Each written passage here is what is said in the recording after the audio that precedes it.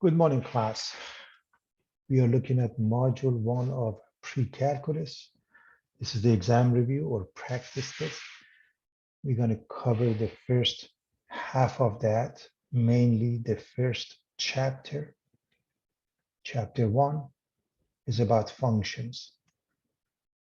Other things will be covered in this section as well. All right, so the very first thing is answer the following question. Find the distance between the 2 points. The 2 points are given as -5, -6, and 4, 2. We want to find the coordinates of the midpoints as well. So here's the synopsis of what you need to know in order to find the distance between these 2 points. We use the concept from Pythagorean Theorem.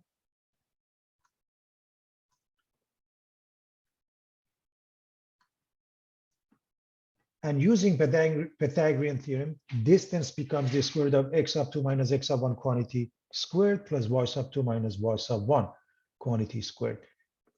Now, order is not important because even if you wrote x sub 1 minus x sub 2, when you square it, you get the same result. So with that being the case, so 4 minus -5 becomes 4 plus 5, 2 minus -6 becomes plus 6, 4 and 5, 9 squared is 81, 2 and 6, 8 squared is 64, and the answer is the square root of 145.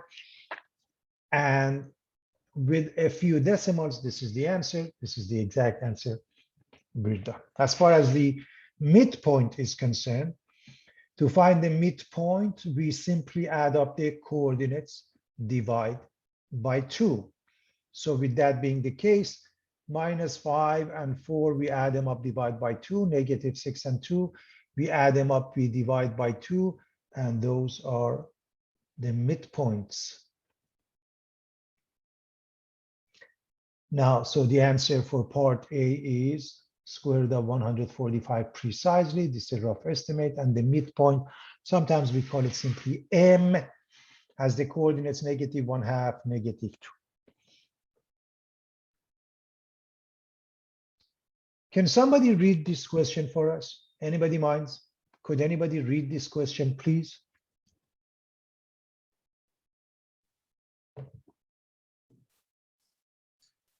You want me to read, Professor? Please. Okay. A man drove 10 miles directly east from his home, made a left turn in an intersection, and then traveled 5 miles north to his place of work. Question A, if a road was made directly to his home, to his place of work, directly from his home to his place of work, what would the distance be to the nearest 1/10 of a mile? If the road was made in the previous exercise, how much shorter would the man's one-way trip be every day? Thank you so much, Taylor. So to understand this, let's go with the following drawing. We are going this way from point A to point B, let's say, or whatever you want to call it, 10 miles. And then we go up north 5 miles. That's the idea. So using Pythagorean theorem, this is 10, this is 5, we can find this distance. So a squared plus b squared equals c squared. In essence, this is a, this is b, this is the hypotenuse c. We do the math and we end up with square root of 125. Now, generally speaking, you want to carry out a lot of decimals. But if they ask you for a specific one, then you do it accordingly. Now, the main reason I keep it as that, so we want to answer part B.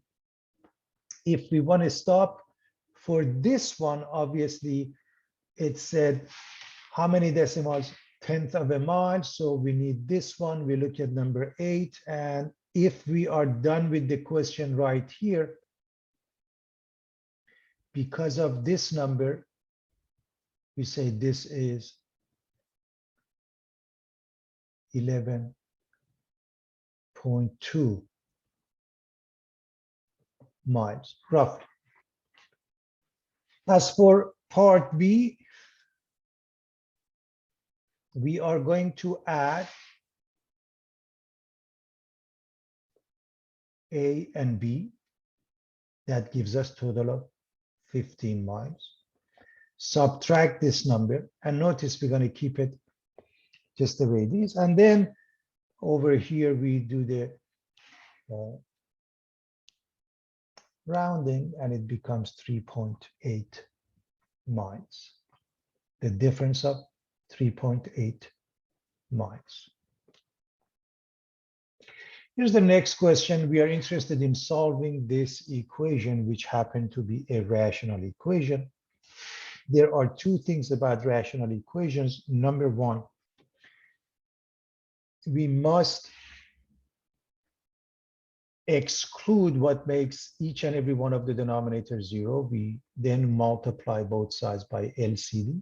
So the very first thing is to factor this last fraction, because this doesn't need to be factored. This is fine. And of course, you may notice this is the product of these two, which is x plus 1 times x minus 3. Therefore, x can't be -1, x can't be +3. So again, this is in the factored form like this. Let me just show you. This one becomes -6 over x plus 1 over x minus 3. So the very first thing is to change this expression to this one. And then because of the denominators 1, 2, there are 3 fractions, we notice we have to exclude those. And the fastest and easiest way to solve something like that is to multiply both sides by its LCD, which is x plus 1 times x minus 3. Again, is this the only one? No, but this is the fastest way. Now, what does it mean? Let's multiply each one of those fractions by this. So if I multiply the first fraction by the LCD, the x plus 1 drops, and I'm left with 5 times x minus 3. If I do this with the second one, x minus 3 drops plus 1 times x plus 1. And the right side, the whole thing in the denominator cancels out and leaves us with number -6 only. So I hope you see in one shot, we can go from this complicated line into this simple case. We distribute the 5.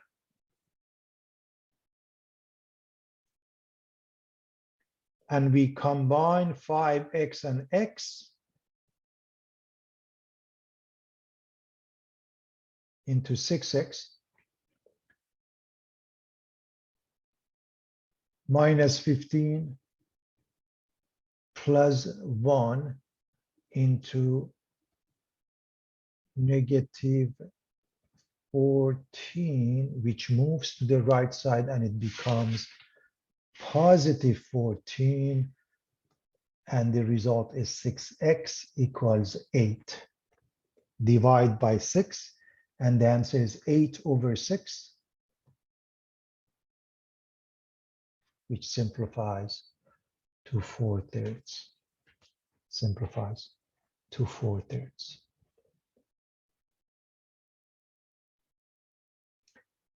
So a quick recap: to solve a rational equation, multiply by LCD, exclude what makes each and every denominator 0. We are looking at lines, slopes, their interpretation, and here we go. Slope by definition is rise over run. Now, how do you write rise over run?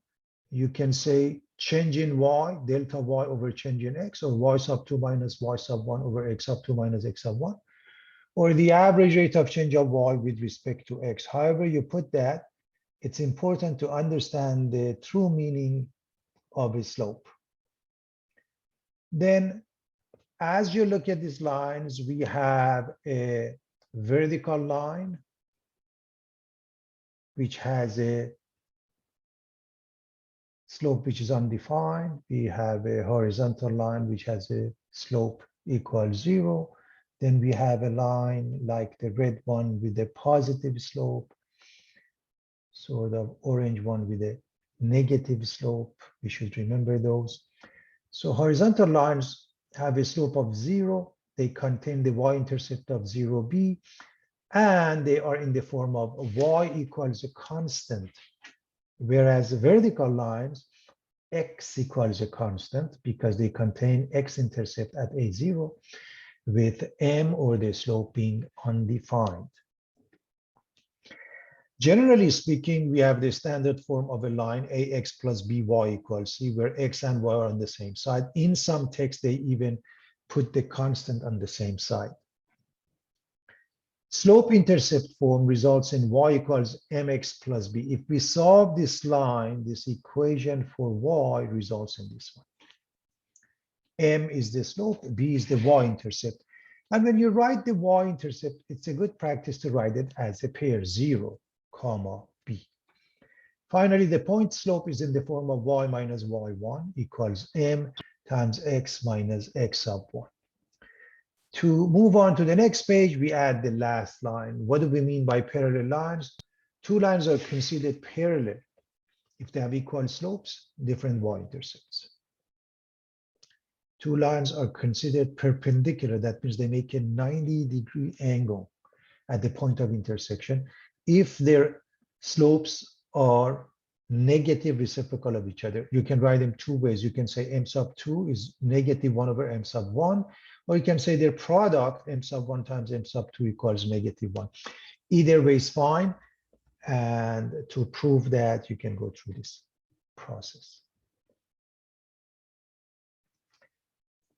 So we want to answer the following question for parts A and B. We want to graph the line and clearly show the intercept. So x equals negative 2 is a vertical line.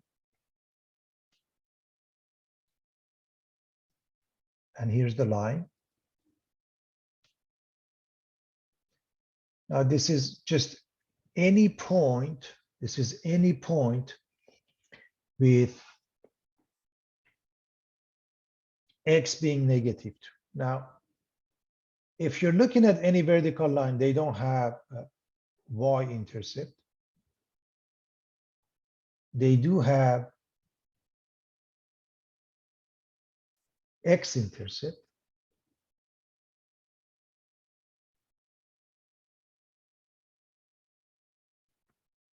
Located at x equals negative 2 comma 0 in this case. For y equals 3, again, this is a horizontal line. There is no x-intercept. Any point which has a y coordinate equals 3 will do the job. But as you can see, this is specifically the y-intercept 0, comma 3. So that's the case. We want to find an equation of a line containing the following pairs. Now, we can go through the process of coming up with the equation of a line. However, the fast way is when you look at the two pairs and you notice they both have identical x coordinates, that's a vertical line with x equals 1. On the other hand, when you look at this case, find the equation of a line containing these two pairs, you notice they have identical y coordinates, in which case is a horizontal line of y equals negative 7. Again, I just wanted to quickly show you an easy case where you don't even have to go through the process of finding the equation of a line. The two pairs, just looking at them, you can see x repeats. It's a vertical line, x equals that number. When the y repeats, it's a horizontal line with y equal those numbers. All right, we want to find the equation of a line in slope-intercept form. By the way, in calculus, in pre-calculus, almost always we are interested in this format unless otherwise mentioned. So we have two pairs, we want to go through the process, and I'm reminding everybody as far as the slope, here's the formula, as long as the point slope and then solving it for y, concept of parallel lines, perpendicular lines, the synopsis of what we covered, I put it here. So let's find the slope, change in y over change in x. So minus 6 minus 10 over 5 minus 3. So that the numerator gives us negative 16. The bottom gives you 5 plus 3, which is 8, resulting in negative 2 as the slope. Using this formula, y minus y1 equals m times x minus x of 1. We are going to use any of those pairs. It makes no difference. And we write, for example, using this one, y minus 10 equals m, we just found it to be negative 2, x minus x of 1, which is negative 3. And all you have to do is simplify. This side becomes negative 2x minus 6. Negative 2 moves, becomes a positive 10, and we have the following slope intercept form of a line. Now, we could use just those two pairs and graph, that's fine. However, it's really a good practice to find intercepts. And the question is, how do you find the intercepts? Well, to find the x-intercept, you set y equal to 0. To find the y-intercept, you set x equal to 0. So when x is 0, it goes away, y becomes 4. 0, comma 4 is a pair. If you set y equal to 0, minus 2x goes to the other side, 2x equals 4, x equals to 2, 0. So you can plot those two pairs, and you can graph the line. Notice we could also have the other two pairs.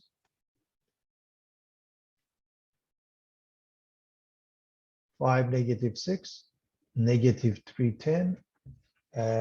But more importantly, we should be able to come up with the intercepts. They give us a better graph, everybody, a more precise graph. Now we want to find the equation of a line that is perpendicular to this line. And it contains this pair. And it's a good idea to go with the intercept. So having said that, so the very first thing we do is to find the slope for this line, which means I'm going to divide both sides by 3. And therefore, this is the slope of the given line. So m sub 1, I'm going to call it, is the slope of a given line. But the one we want is perpendicular to this line. So their slope is negative reciprocal of each other. Go here. So m sub 2 is negative 1 over m sub 1. That means negate the reciprocal of this number, and m sub 2 becomes negative 3. Now using the y minus y1 equals m times x of x minus x of 1, using the pair, y minus 1 equals m negative 3x minus x of 1, which is negative 2.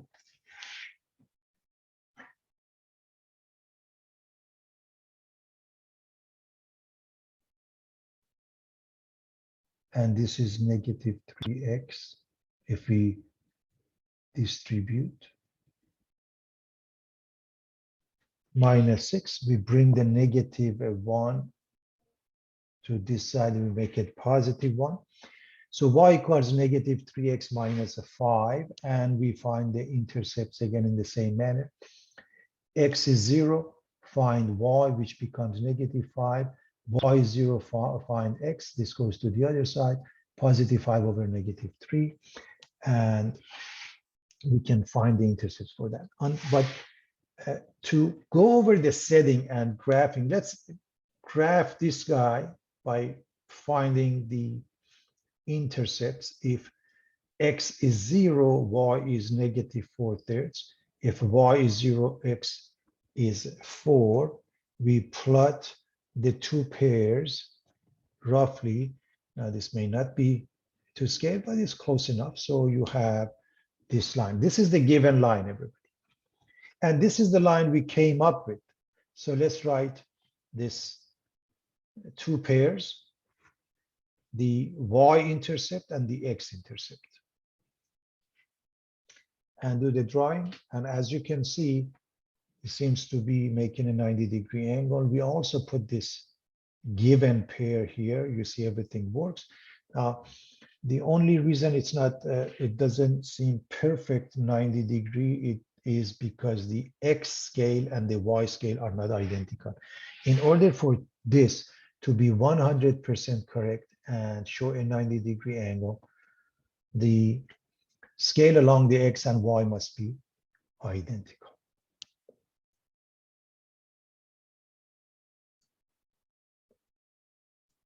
Could somebody read this question for us, please?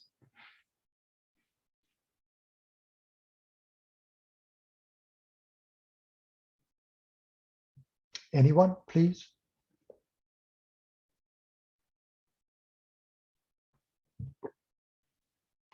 I'll read it. Please. Okay. A retired woman has $50,000 to invest, but needs to make $6,000 a year from the interest to meet certain living expenses. One bond investment pays 15% annual interest. The rest of it she wants to put in a CD that pays 7%.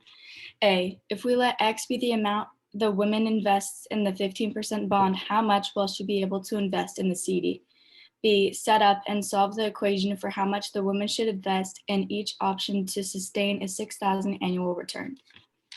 Thank you so much, Madison. So you're dealing with a word problem. More specifically, this is a mixture problem. And as always, with a mixture problem or any other word problem, you want to set up some sort of a table that makes it easy to follow. So therefore, if we look at this table, so we have a 15% investment, number one, let's say. Number two, we have a 7%.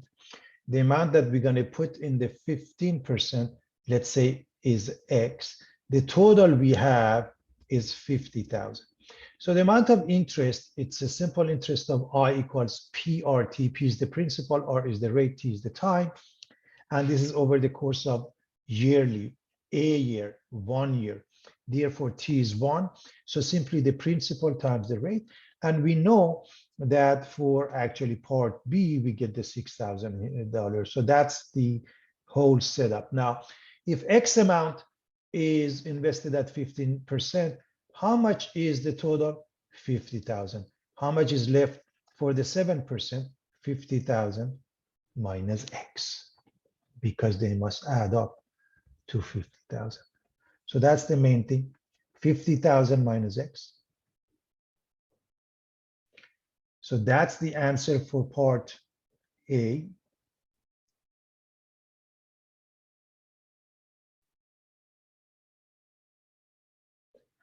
And now I equals PRT with T being 1.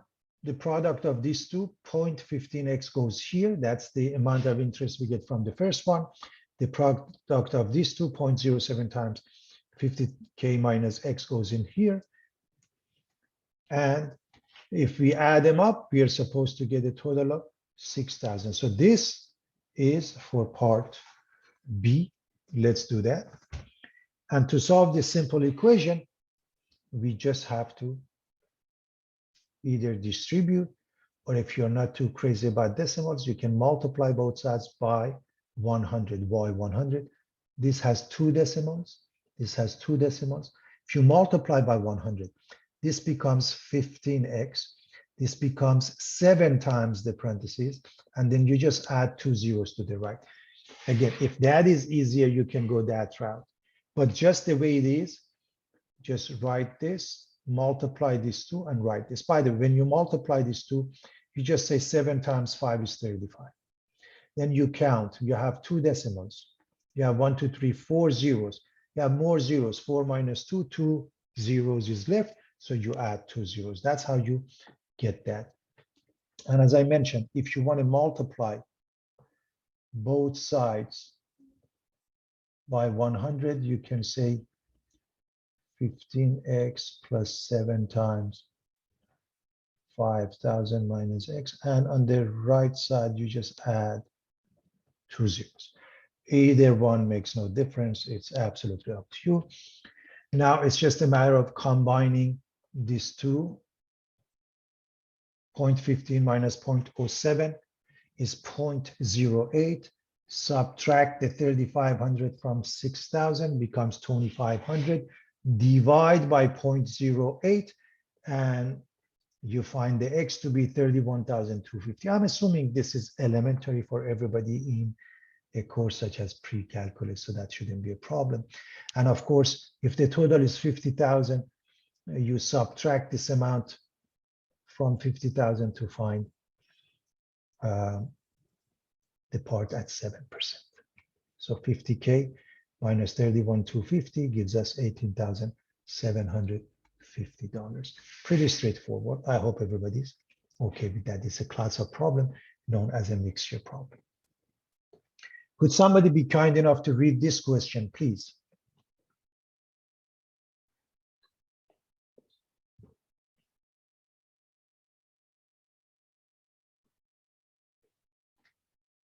Anyone?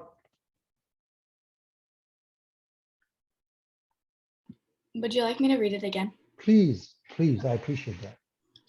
Flora starts riding her bike at 20 miles per hour. After a while, she slows down to 12 miles per hour and maintains that speed for the rest of the trip. The whole trip of 70 miles takes her 4.5 hours. For what distance did she travel at 20 miles per hour? Excellent. Thank you, Madison. So this is a class of problem known as a motion problem. In the case of a motion problem, we need to remember d equals rt. D is the distance, r is the rate, t is the time. As long as we can set this up, we would be fine. Remember, we are going to start with 20 miles per hour. That means that's our rate. So if we have d equals rt under the rate, to start with, we have 20 miles per hour. So under the rate, after some time, we go down to 12 miles per hour. So it's under the rate. And we're going to maintain the speed for the rest of the trip. The whole trip takes 70 miles. So under the distance, the whole trip, the total distance is 70 miles. And the total amount of time is 4.5. So whatever amount of time for the 20 miles is missing, 20 miles per hour. For the 12 miles per hour is also missing, but we know the total amount of time is 4.5. We know the total amount of distance is 70. That's the idea. And so here's r times t equals distance. Great. When we start is 20 miles per hour. After a while, we go to 12 miles per hour. The total time is 4.5 hours. The total distance is 70. So we have to fill up the rest. So how much is the time? You can go with x, y, z, t. Whatever you go here, let's say t, then the rest of it must go here. So what is the rest of 4.5? 4.5 minus t. Let's say it took us 2 hours here. So 4.5 minus 2 takes us 2.5 hours here. So in general, whatever this one is, subtract from it, from 4.5. So t goes in here, 4.5 minus t goes here. Then what is the distance? The product of these two goes here, the product of these two goes here, and they add up to 70 miles per hour. So this is t, this must be 4.5 minus t. How much distance did we cover in the first case when we started? The product of these two. How much did we cover here? The product of these two. And now total distance is 70 miles. I hope you realize the hardest part when you do the word problem is this translation. All you did was translation, nothing else. It's just a simple translation, everybody. So with that being the case, let's write this. Let's multiply by 12.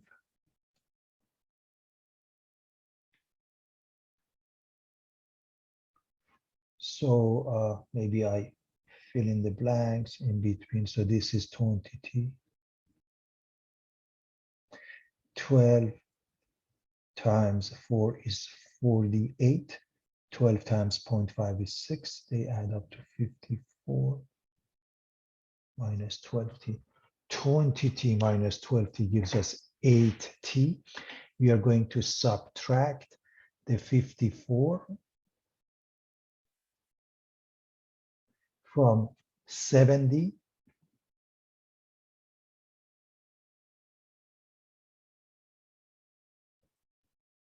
Giving us 16, divide by 8, giving us 2. So the time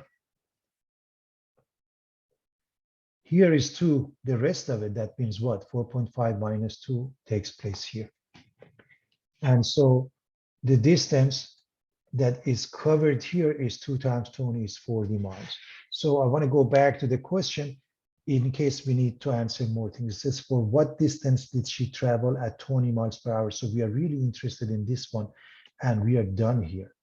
However, if the question was, okay, how much time did she spend after a while when she went down to 12 miles per hour, then you would say 2.5 hours. How much distance did she cover then? Then you would say 70 minus 40 is 30. And of course, you can also check it. Either way is fine. By checking, I mean, remember this time is 2, this is 2.5, so 2.5 times 12. So if we were to fill them up, we would say this is 2, this is 2.5, this is hours, okay? Make sure you put the units hours. Distance is in miles. So we have 40 miles here. The rest means 30 miles here, if we were to fill them up. So it depends on the question and what they ask us. So first we want to solve for W. I hope you remember this formula for a rectangle. Here's the width, here's the length. The area is the width times the length, and the perimeter, we add up the sides. The width, there are 2 of them, the length, there are 2 of them, so 2L plus 2W, or you can say 2 times the parentheses L plus W. So the very first thing, they want us to solve for W, so we're going to move the 2L first. Now we're going to divide by 2. And now the second part, then use your result to find the width of a rectangle whose length is 15. So you're going to replace the length with 15. And the P is given as 58. So 58 minus 2 times 15 over 2. And that is very straightforward. This is 30.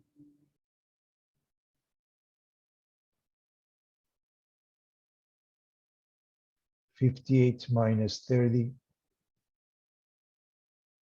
28 divided by 2 is 14. And whatever the units, if they didn't give us a unit, there are no units. If they did, we must write it with units.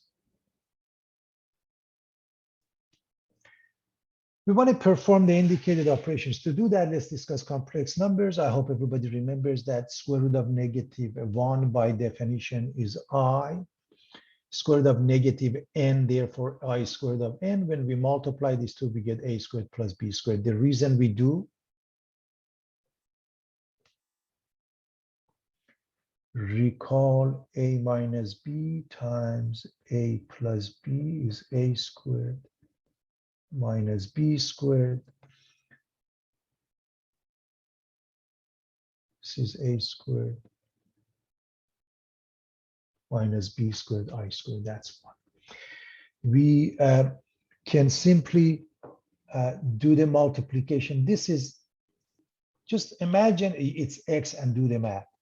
So you distribute the -1, you get 2 -3i. You distribute the 2i, so you get -4i and then plus 6i squared. So imagine it's x, do the math. The only thing is you got to change this. I squared is -1, so plus 6i squared becomes -6. You got to remember this. Let me quickly go over that. I squared of -1, therefore I squared is -1. I cubed is I times I squared. is negative I. And I to the power of 4 is the same as I squared, which makes it positive 1. So pay attention to this. We will bring this to a good work in a moment. For now, I squared. So you're going to replace this with negative 6. 2 with negative 6. They add up to negative 4. Negative 3i, negative 4i is negative 7i.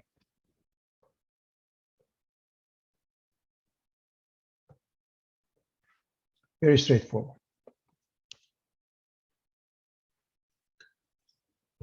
If they said simplify or divide or put it in standard form, all of them mean the same thing, in which case you have to multiply by the complex conjugate of the denominator, which makes it 2 plus I. So you're going to multiply and divide by it. Why multiply and divide? Because this fraction equals to 1. Now, the bottom is very simple. A squared plus b squared, a is 2, and b is over here negative 1, b is over here positive 1. So 2 squared plus 1 squared, that's the bottom. What about the top? Distribute 3 times 2 is 6 times I is 3i. This is 8i and this is 4i squared. It's important to do this properly. Again, we're going to change the I squared to negative 1. So this changes to negative 4. Negative 4 and 6. They add up to positive 2, 3, and 8, 11i. And the bottom is 5. So we have this 2 plus 11i over 5. If you left it as that, it may be okay, but one may not know what is A, what is B. So if you rewrite it in this format, I hope you realize now clearly we can see that this is A and 11 over 5 is B. That's why you probably want to rewrite it in this format. In order to simplify, you got to get rid of the negative under the radical always. So this will change to 3i plus 3 times. This changed to 4i. 3 times 4, this is 12i plus 3i makes it 15i.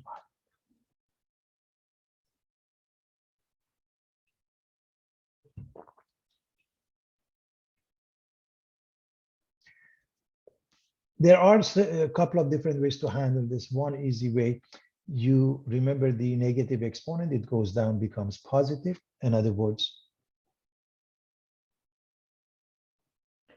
you remember that a to the power of negative is 1 over a to the power of positive. Okay, so that's just to remind you of that. And then I squared. I want to go back to what I wrote here. Remember, anything to the power of 4 becomes 1. So if the exponent is 4 or any multiples of 4, this changes to 1. In other words, I to the power of 40 is 1, I to the power of 20 is 1, I to the power of 200 is 1. So you can drop the 4 and it's left with 2. And you know I squared is negative 1. So 1 over negative 1 is negative 1. To understand what we did, take a look at this very simple example. We want to see what this is equal to. All you have to do, divide 1225 by 4. Here's the process, everybody. Pay attention. This is a very simple case. Divide this number by 4. The answer is not important. What is important? The remainder. So when you divide, what is the remainder? I hope you realize when you want to divide by 4, you have to look at the last 2 digits, 25. 24 is divisible, so 25 divided by 4, the remainder is 1. So the answer is I to the power of 1, which is simply I. To make sure we understand this, let's look at this one. I to the power of 43, I want to do this one. I'm going to divide 43 by 4. Remember, I'm interested in the remainder, not the quotient. And I hope you realize that 40 is divisible by 4, so the remainder is 3. Therefore, this is equal to I to the power of 3, or I cubed, and we know it to be negative 1.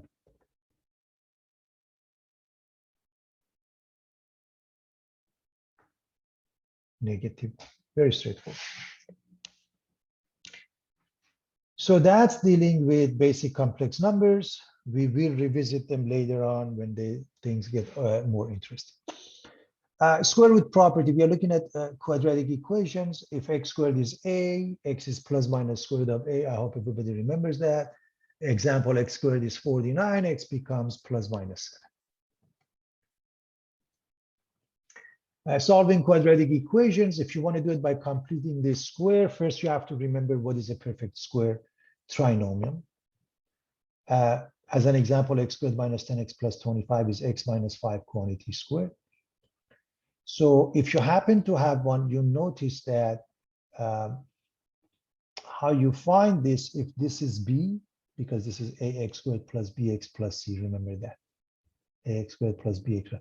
You divide the b by 2 and you square it, you get this number, always, if it's a perfect square trinomial. So the process is we move the constant, then we divide b by 2, we square it, we add it to both sides, and we go through the process. Again, as far as completing the square, you don't have to use that method unless you're asked. And the quadratic formula x is minus b plus minus the square root of b squared minus 4ac over 2a. So the discriminant is b squared minus 4ac. If you recall, when it's positive, we have two real solutions, two distinct real solutions. If it's 0, we have one real solution. And if it's negative, we have no real solutions. We have two complex solutions, a plus bi and a minus bi. They are complex conjugate. So if we were to complete this by completing a square methodology, the first thing is to move the 7 and makes it negative 7. This is b, so b is number 6.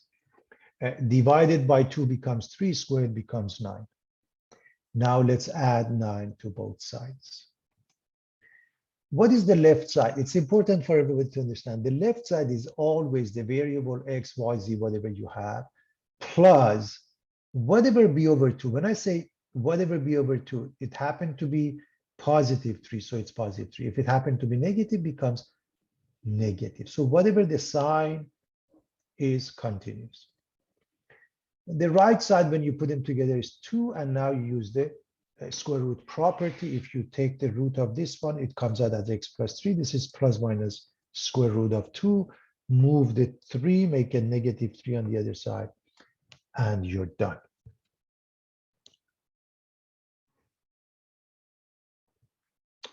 What about this guy? Let's move the negative 4 first.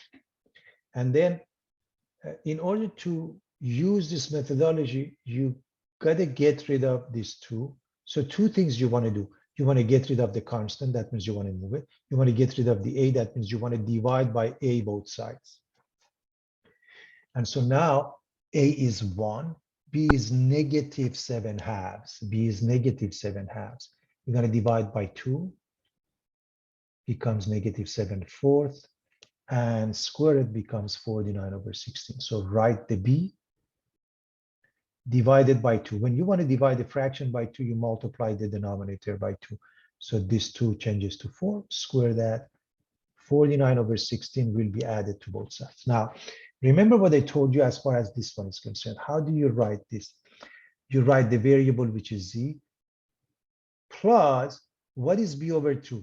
Negative 7 fourths. So minus 7 fourths. Remember, you include the sign.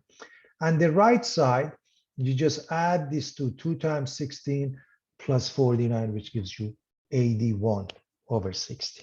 So the left side, you write basically b2, including its sign. Now, if you take a root, this becomes z minus 7 fourths, and this becomes plus minus 9 over 4. This is plus minus 9 over 4. We're going to move this one. We get 7 fourths. This minus goes to the other side. Plus minus 9 fourths. 7 and 9, 16 over 4 is 4. 7 minus 9, it's negative 2 over 4, which is negative 1/2. So this would be the methodology that was discussed. If we want to use the quadratic formula, ax squared plus bx plus c equal to 0, here's the formula. You've seen this many, many times. So the very first thing is to put it in standard form, meaning put everything on the same side and set it equal to 0. And in this case, a is 2, b is 4, c is negative 5. And now we're going to plug it in. So we're going to say minus b, which is minus 4, plus minus the square root of b squared, or 4 squared, minus 4 times a, which is 2, times c, which is negative 5. And from here on, it's just the elementary operation. We've seen order of operations will do the job. And I hope everybody remembers that. This is 16, this is negative and negative positive. 40, that gives us 56. So I'm hoping nobody has any problem with those basic concepts. So this is 16, this is 40. Now 56 is the product of 4 and 14. So 4 comes out as 2. It's important to be careful not to make the mistake, elementary mistake that I've seen sometimes students do, and that is crossing those two. You can't do that because 4 is not in common. So you have to take the common factor of 2 out. If I take the common factor of 2 out, this becomes negative 2, this goes away, and this becomes 2. Common factor of 2 out. In other words, I could say this is 2 times negative 2.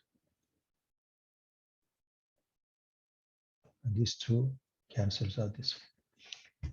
All right, the next one, it's going to repeat. A is 7, B is 4, and C is 3. So we write it. We plug that into the formula.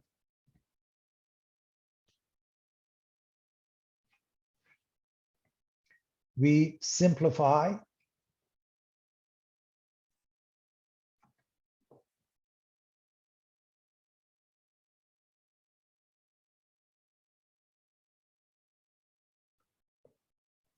And we end up with minus 4 plus minus the square root of negative 68. Now, negative, that results in I, and then 68 is the product of 4 and 17. 4 comes out as 2. So don't forget that this I, by the way, speaking of this I, sometimes they just put it in between because they want to make sure everybody understands it is not inside the radical sign. Now, same as before, there is a common factor of 2 you drop, and that's your final answer.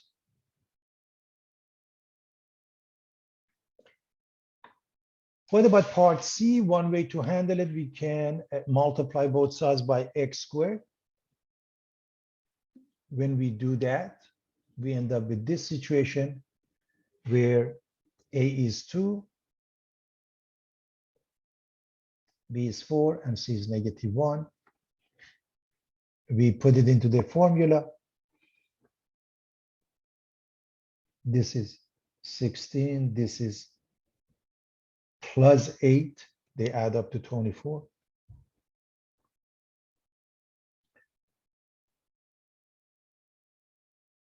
Four times 6, 4 comes out as 2.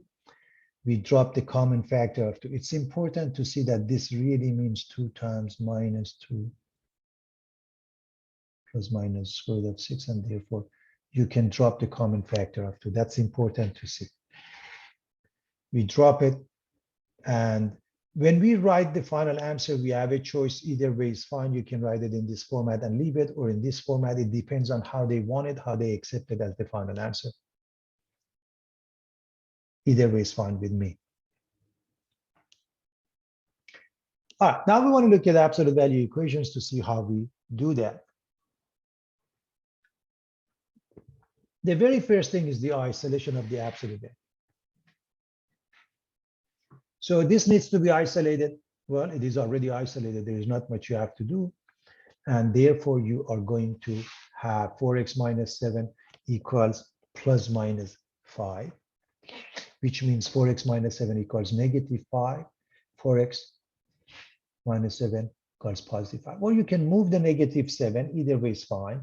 And now, either way, you have two choices. You have to divide by 4. You have to divide by 4.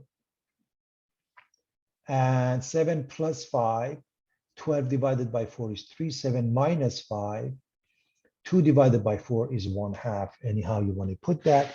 Sometimes we do it in this fashion, class. We just write down these two equations. 4x minus 7 equals minus 5. It's one equation. 4x minus 7 equals positive 5, and we end up with the two solutions. This is in case the number that is isolated here, if it's larger than 0, because if by any chance this ends up being negative, there is no solution. If it's 0, then you set this one equal to 0 and you solve it. There's one solution. So the very first thing is isolation. As you can see, this was fine, but this is not. You have to move the 1 before anything else. I can't emphasize this enough. Do not drop your absolute value unless this is completely isolated. Now you can go this route or this route. It makes no difference. So 2x minus 5 is plus minus 2. We can move the negative 5 and make it positive 5. And now we're going to divide by 2. When we do that, 5 and 2, 7/2. 5 minus 2, 3/2. So those are the answers. In any order you put them, it's fine.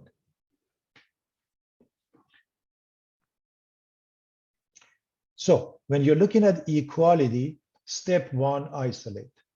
Then cut them into 2 pieces, solve, and it must be checked. Now, I haven't checked any of them, but I'm going to leave it for you. You have to go back to the original one, not any intermediate step. So you go back to the original one and you plug in. As an example, if I were to check this and I get that started for you, I would say 2 times 3/2 minus 5 plus 1. And I'm going to ask myself, is this equal to number 3? And I'm going to leave it for you.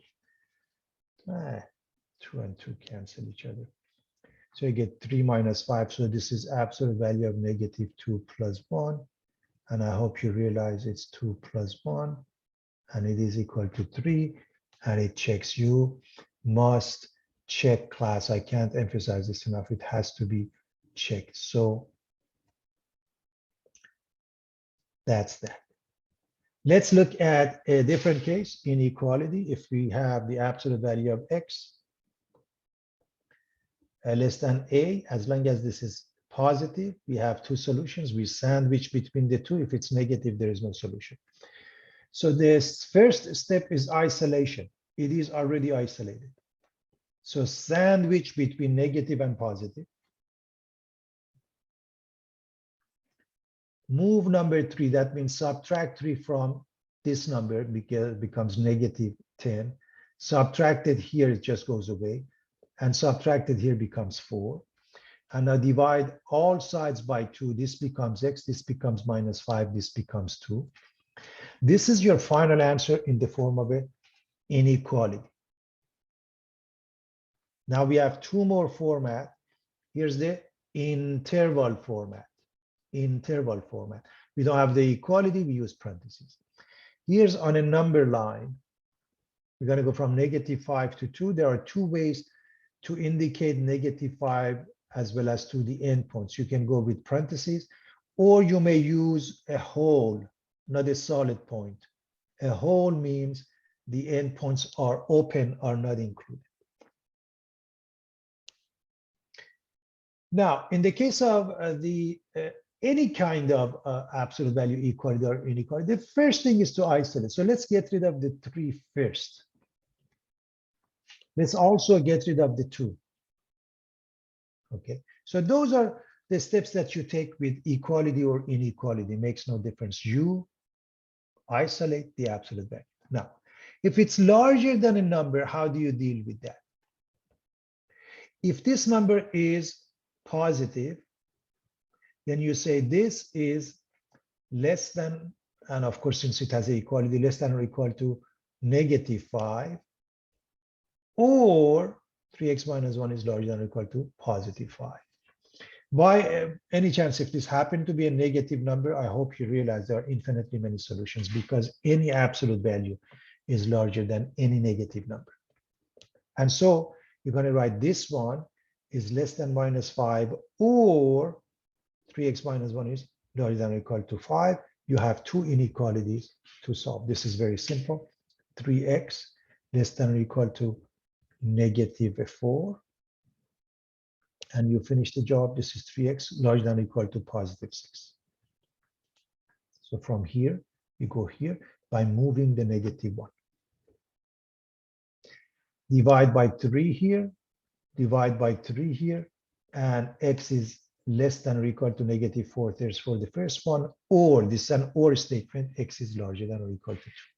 So we have two ways of representing it. This is the interval notation, everybody.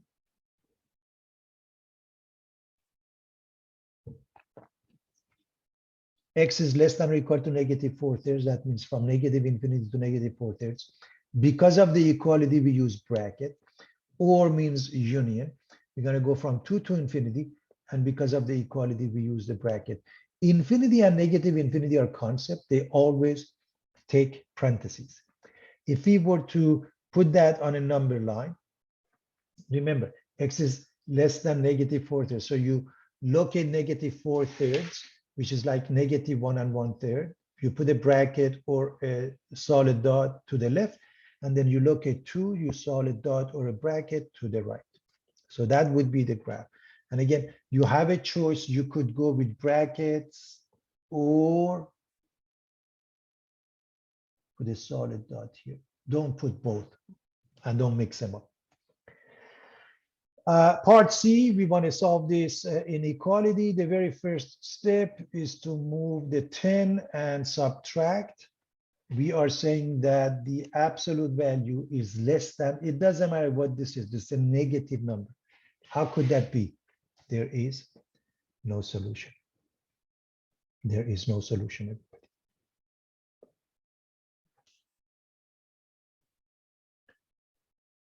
We want to solve and check. First thing first, anytime you have an equation like this, you have to isolate the square root, move the 7. Since it's a square root, you raise it to an appropriate power. Since it's a square root, to the power of 2. If it's a cube root, to the power of 3, so on and so forth. So let's do that. Now here's the mistake sometimes students make. They take this out and they write down x squared minus 49, which is wrong. This is x squared minus 14x plus 49. Make sure not to make that mistake. You should know a minus b quantity squared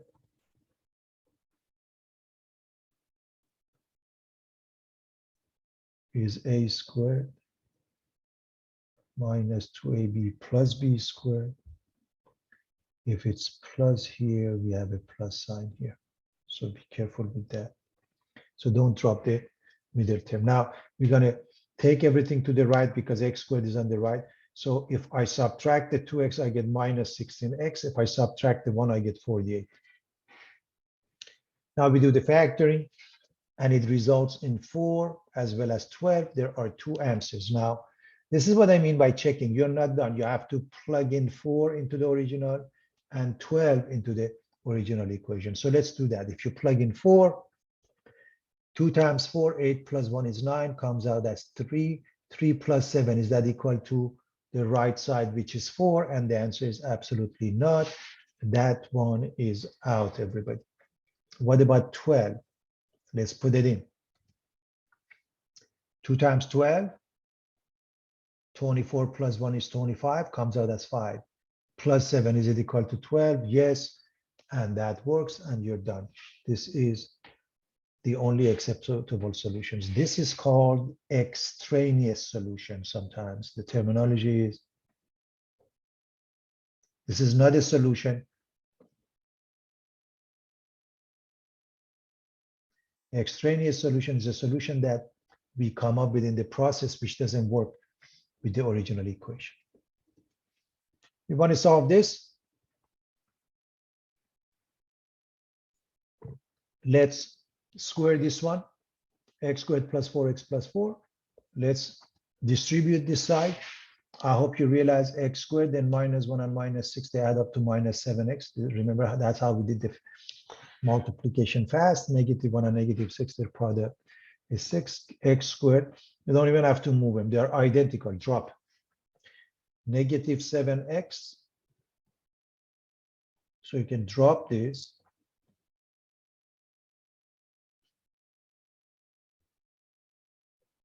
And move things as follows. X becomes 2 over 11. Okay. How about this one? There are different ways of approaching this. First, you can raise both sides to the power of 3 because it's odd. That will do the job, or you can, in one shot, you raise it to the power of 3/5. When you do that, the left side, it's important to see that the left side, these two cancel each other. You're raising it to the power of 3/5, and it becomes 4x plus 1. Let's write the right side as the 5th root of 32 to the power of 3. And I hope you realize this is equal to 2.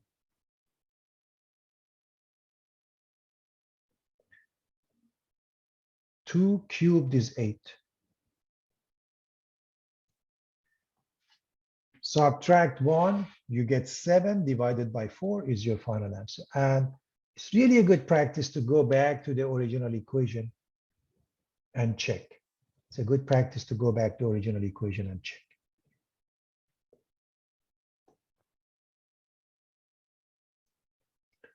We'll look at more examples. The way you do that, you can simplify and do the math, but because you see 3x minus 4, 3x minus 4, substitution makes it easier. Let 3x minus 4 be any variable except x, for example, y. And now you have this simple quadratic equation. You factor this. I'm hoping everybody's comfortable with factoring.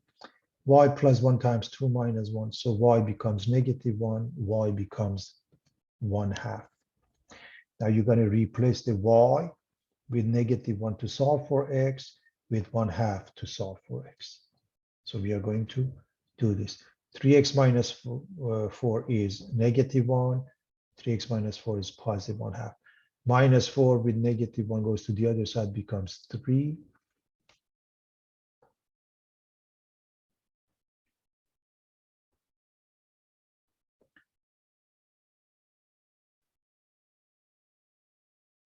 This moves and makes this 3 divided by 3 makes it 1.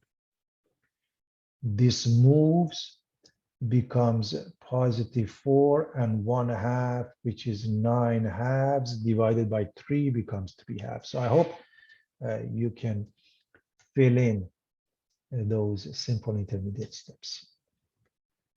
As far as part B is concerned, class,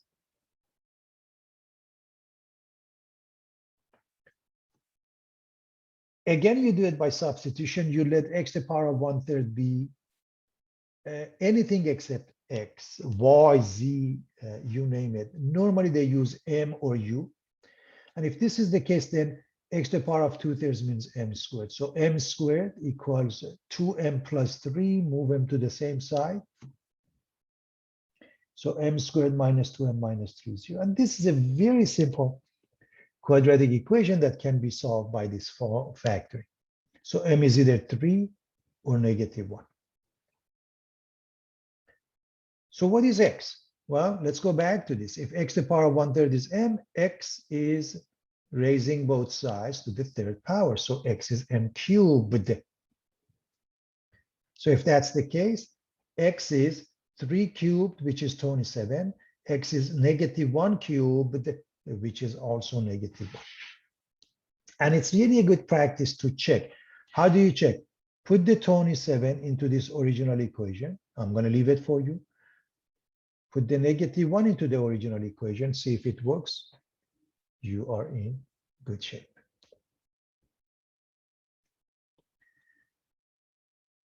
We can bring everything to the same side. R to the power of 4 minus 8r squared plus 15 equals 0. This is simple factoring. You have a choice of letting r squared be like x or y or z and do the factoring, or just maybe you just don't have to do that. You notice you can say r to the power of 4 is r squared times r squared. So you want two numbers, the product is positive 15 and the sum is negative 8, so negative 3, negative 5.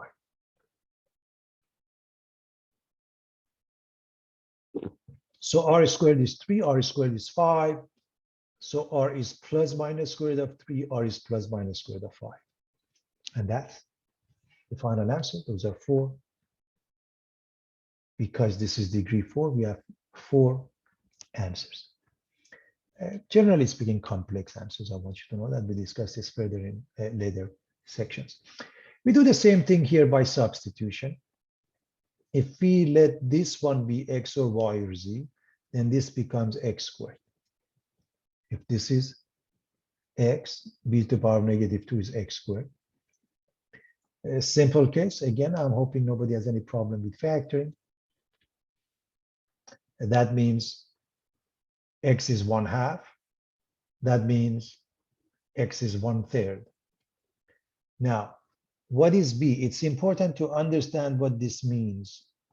This means 1 over b is x, which means x and b are reciprocal of each other. Or you can even say b is 1 over x.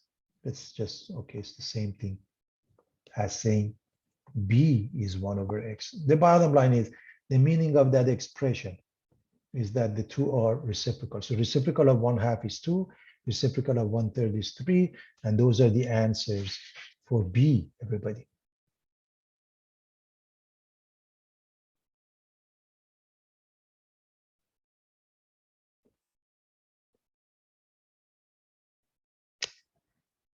All right. Could somebody read this for us, please?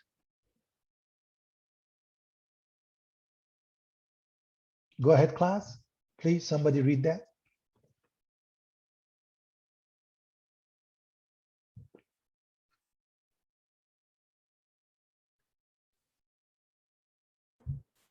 I can't, Professor. Please. A fitness club charges $20 as a monthly access fee and a $2 per day fee of use. Express the monthly cost C in terms of daily usage. What will the monthly cost be if the club is used 15 days this month? Thank you so much, Taylor. So we are being charged $20 access. This is fixed, 20 plus every day $2. So if X represents the number of days, is plus 2X. This is fixed. And this is changing because of the number of days. In essence, this is your slope. This is your y-intercept. In this case, we're going to call it the cost intercept or the fixed cost. So the y-intercept or the cost intercept or the fixed cost.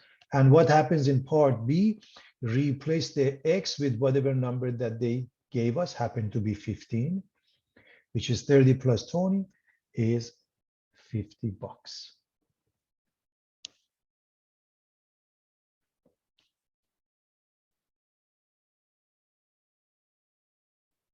Here's the last question for today. If the length of a rectangle is twice its width and its perimeter is 90 meters, we want to find the dimensions. So here's the idea. We have the width, we have the length, and the length is 2 times W. So this is the width, this is the length, 2 times W. And we know P, or the perimeter, which is 2L plus 2W, is 90. So let's write the information. We are translating. Length is 2 times the width, and we know the formula for the P, which is 2L plus 2W, and it happened to be given as 90. So in this formula, we're going to replace the L with 2W, therefore we end up with one variable. So 2 times 2W gives us 4W.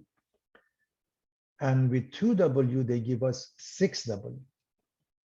Division by 6, the width becomes 15 because this is meters. We're going to answer it with 15 meters, and the length is twice that. And here's how you check him. So this is 15 meters. This is 30 meters. First of all, this number is 2 times that. That's one way. That's one part that's checked. The other one, if we add this 2, we get 45 times 2. That would be the perimeter, and that would become equal to 90, which makes a perfect sense.